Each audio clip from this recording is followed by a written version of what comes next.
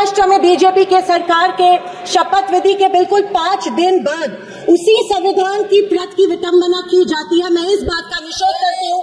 परभणी जिले में संविधान की प्रत की विटंबना की गई। संविधान के हीरक महोत्सव के उपलक्ष्य में जब मेरे विचार रखने का मौका मुझे मिला तो मैं ये जरूर कहूंगी कि संविधान सिर्फ एक किताब या नियमों की एक संगति सूची नहीं है, बल्कि मेरी जान है संविधान, मेरी पहचान है संविधान और इस देश की आत्मा है संविधान। दूसरी तरफ आजादी के 50 साल बाद तक अपने तिरंगे को और संविधान को न मानने वाले सत्ता पक्ष के लोग इस देश की उसी आत्मा को कमजोर और खोखला करने की साजिश कर रहे हैं। इसी शुरुआत उसी दिन हो गई जिस दिन धर्मनिरपेक्षता, सेक्युलरिज्म जो संविधान का एक मूलभूत आधार स्तंभ है, उसी को लेकर गाली या एक कलंक में रूपांतरित करने का प्रयत्न सत्ताधारियों द्वारा होने लगा है। सेक्युलरिज्म को आज भी इस भारत देश की पहचान है, उसे सत्ताधारी पक्ष कमजोरी कर रहे हैं या एक बीमारी साबित करने की होड़ में लग गए हैं। संविधान की किसी भी चर्चा या बहस को ये लोग सिर्फ इमरजेंसी पर ले जाते हैं, पर ये भूल जाते हैं कि स्वर्गीय इंदिरा गांधी जी, हमारी पहली महिला पंतप्रधान इंदिरा गांधी जी ने उस वक्त के हालातों के मद्देनजर वो संवैधानिक कदम उठाए थे और उस दौरान हुई गलतियों की माफी भी देश की जनता से मांगी थी। और इतना ही नहीं, उनके विरोधियों ने गठित की गई कमेटी ने उन पर लगे सारे इल्जामों से उन्हें बारी कर दिया था। मैं आज इस सदन में पूछना चाहती हूँ मोदी सरकार से, सॉरी 400 पार का नारा फेल होने के बाद एनडीए सरकार से पूछना चाहती हूँ, आप मणिपुर पर देश की जनता से माफी कब मांगोगे? आप किसान आंदोलन में शहीद हुए 700 से अधिक किसानों के परिवारों की माफी कब मांगोगे? नोटबंदी के चलते हजारों लोगों के परिवार और छोटे कारोबार बंद हुए, उसके लिए माफी कब मांगोगे? हाथरस के लिए, उन्नाव के लिए आप माफी कब मांगोगे? आए दिन महिलाओं पर हो रहे अत्याचारों के लिए माफी कब मांगोगे? जो बदलापुर में मासूम बच्चों के ऊपर मोलेस्टेशन हुआ, उसके लिए आप कब माफी मांगोगे? जेल में बैठकर अपराधी मर्डर प्लॉट्स गुजरात में सरकार उनको संरक्षण दे रही है, उसके लिए आप कब माफी मांगोगे?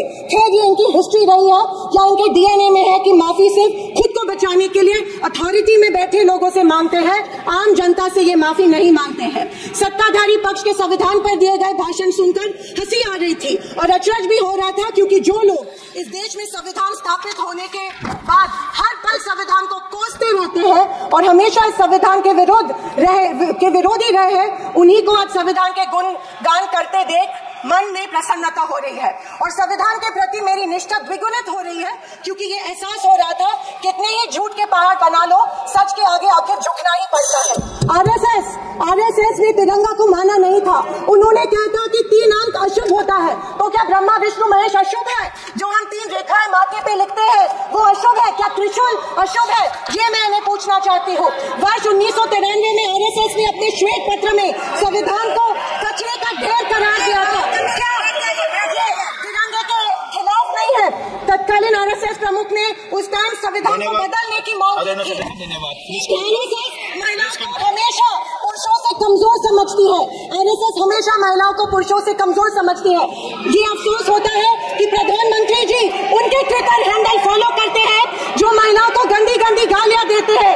इस बात का अफसोस होता है कि प्रधानमंत्री, हमारे देश के प्रधानमंत्री ये करते हैं। जनवरी 26, 2001 में इन्होंने तिरंगा माना और इतने सालों बाद तिरंगे को नागपुर में होस्ट किया। अध्यक्ष महोदय, मैं 2024 के लोकसभा इलेक्शन के बाद इन्हें एहसास हुआ कि संविधान को ज्यादा छेड़ेंगे तो सत्ता हाथ से निकल सकती है, इसीलिए अचानक संविधान के प्रति इनको प्यार उमड़ने लगा।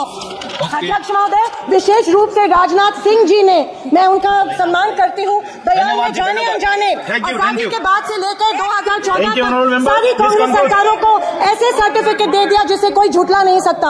उनके मुताबिक संविधान की बदौलत एक गरीब का बच्चा प्रधानमंत्री बना, लेकिन उसकी नींव सर 2 मिनट सर प्लीज। मैं आखिर में यही कहना चाहती हूँ, मैं भारत का कुछ पंक्तियां कहना चाहती हूँ। मैं भारत का संविधान हूँ।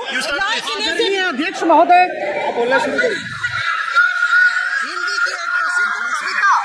कि कुछ पंक्तियों में 1 सेकंड, मैं भारत का संविधान हूँ, लाल किले से बोल रहा हूँ। मैंने तो समता सौंपी थी, तुमने फर्क व्यवस्था कर दी। मैंने न्याय व्यवस्था दी थी, तुमने नर्क व्यवस्था कर दी। हर मंजिल तेरी कर डाली, गंगा भी मैली कर डाली।